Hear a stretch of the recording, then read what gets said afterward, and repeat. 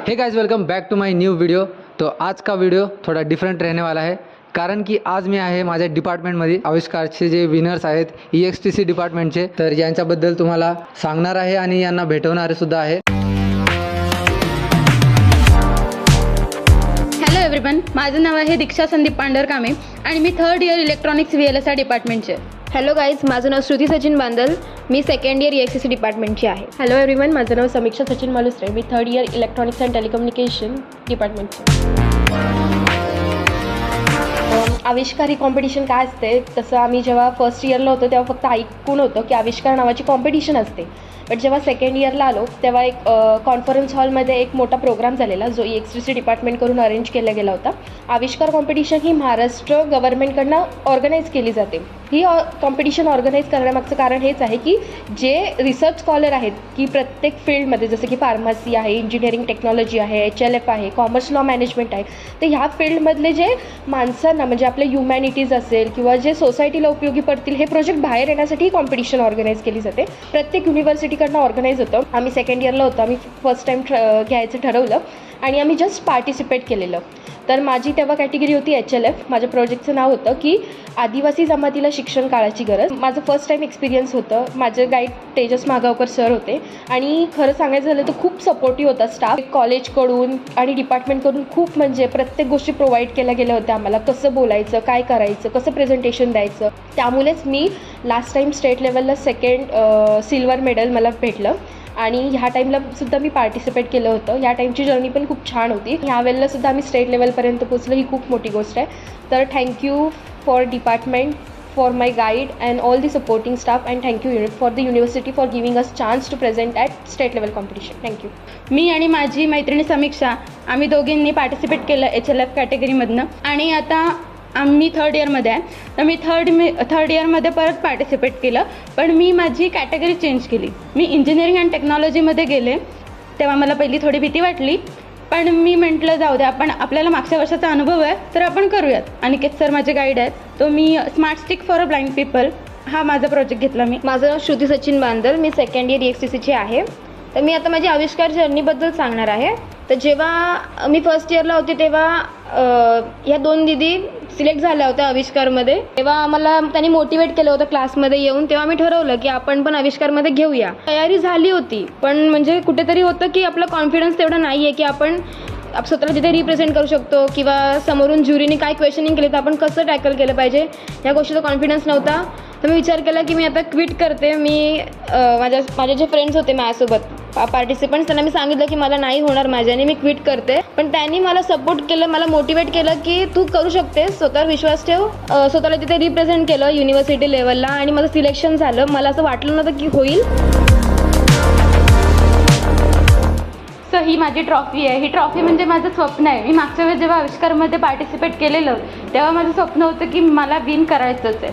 So मी 3rd इयरमध्ये participate केलं आणि त्यासाठी माझा टॉपिक होता की smart stick for a blind people. So हा माझा प्रोजेक्ट आहे। तर मी स्पेशली फर्स्ट थँक बोलेन की अनिकेत जंगम सर, ते माझे गाईड होते, त्यांनी मला गाईड केलं म्हणून मी आज इथपर्यंत पोहोचले आणि मी विन झाले। सिम्पली असं आहे की ज्या साईडला ऑब्स्टॅकल असेल त्या साईडची व्हायब्रेटिंग मोटर व्हायब्रेट होऊन त्या ब्लाइंड पीपलला समजेल की कुठल्या साईडला ऑब्स्टॅकल आहे। तर माझ्या प्रोजेक्टचं नाव होतं विकसित भारतासाठी ग्रामीण भागात शिक्षण ही काळाची गरज। तर first of all me thank you म्हणेल माझे जे गाईड होते प्रोफेसर तेजस मागावकर सर यांना, कारण का आत्ताच आपण रिसेंटली न्यूज ऐकल्या होत्या की मराठी शाळा या बंद पडत आहेत, तर त्यावरून हा टॉपिक घ्यायचं मला सुचलं आणि त्याच्यावर मी वर्क केलं। तर यासाठी अक्षरशः आम्ही आजूबाजूचे जवळजवळ 10-15 गावांना भेटी दिल्या आणि 1000 ते 1500 माणसांना आम्ही भेटलो। तर सोल्युशन असं होतं की एज्युकेशन मॅपिंग सिस्टीम आपण हे करायचे। जसं आपल्या सगळ्यांना माहिती आहे की वर्षांनी काउंट घेतला जातो किती मुलं शाळेत जातात नाही, तर आपण ते 4 महिन्यावर ठेवलं होतं। दुसरं म्हणजे की ब्लॉक एज्युकेशन ऑफिसर्सना आम्ही भेटलो आणि त्यांच्याकडे आम्ही नवीन हे केलं आहे की ज्याच्याने मुलं शाळेत जातील, लर्न बाय अर्नचा कन्सेप्ट त्यांच्यासमोर आम्ही मांडला, तर ते सुद्धा ॲग्री झाले आहेत की आमच्यासोबत वर्क करायला। माझ्या प्रोजेक्टचं टायटल असं होतं की menstrual health awareness among womens and mens in rural areas. जसं की आपण बघतो समाजामध्ये पिरियड्स हा विषय उघडपणे बोलले जात नाही, तो एक लाज म्हणून बोलला जातो किंवा पुरुषांमध्ये किंवा गावांमध्ये असं बघितलं जातं की एक तो म्हणजे पिरियड्स हा एक रोग आहे। तर माझ्या प्रोजेक्टमधून मी अवेअर केलं लोकांना की तुम्ही पण हा विषय तुमच्या घरामध्ये किंवा समाजामध्ये बोला, मेन्समध्ये वुमेन्समध्ये इक्वली त्याचं अवेअरनेस असलं पाहिजे, एज्युकेशन असलं पाहिजे. मेन्सचं जास्त असलं पाहिजे, कारण त्यांना पण कळलं पाहिजे की एखाद्या महिलेला ह्या पिरियड्सच्या टायमामध्ये किती त्रास होतो. तर यासाठी मी सर्वे केला 1500 लोकांमध्ये वगैरे, म्हणजे गावांमध्ये, स्कूल्समध्ये. त्यातून मला त्यांचे प्रॉब्लेम्स कळले. त्याच्यामध्ये असं होतं की जो नॅचरल रेट आहे पिरियड्सचा, जो आहे 11 to 14 इयर्स, तो आत्ता बघायला गेलं तर कमी झाला आहे. स्ट्रेस, टेन्शन किंवा PCOS असे खूप प्रकारचे प्रॉब्लेम्स फेस करायला लागतात मुलींना. तर या सगळ्या गोष्टींवरती सोल्युशन असे दिले की जर तुम्हाला काही त्रास होत असेल तुम्ही डॉक्टरला कन्सल्ट करा. गावांमध्ये आम्ही सरपंच वगैरेमध्ये सांगितलं की तुम्ही तुमच्या गावामध्ये पॅड्स अवेलेबल करा, जसं की मशीन्स असतात पॅड्सच्या, सॅनिटरी मशीन्स, त्या अवेलेबल करा.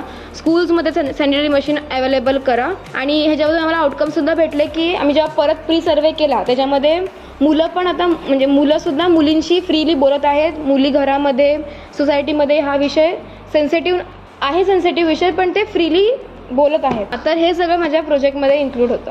तर हा माझा प्रोजेक्ट आहे.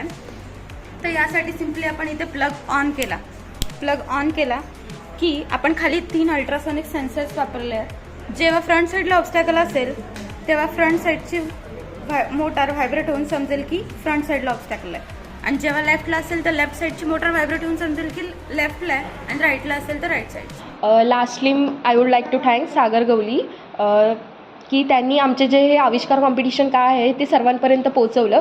हे जे आमचं रिसर्च प्रोजेक्ट होतं ते बाकीच्यांपर्यंत पोहोचवण्यासाठी मदत केली. Thank you so much. Like, share and subscribe. काय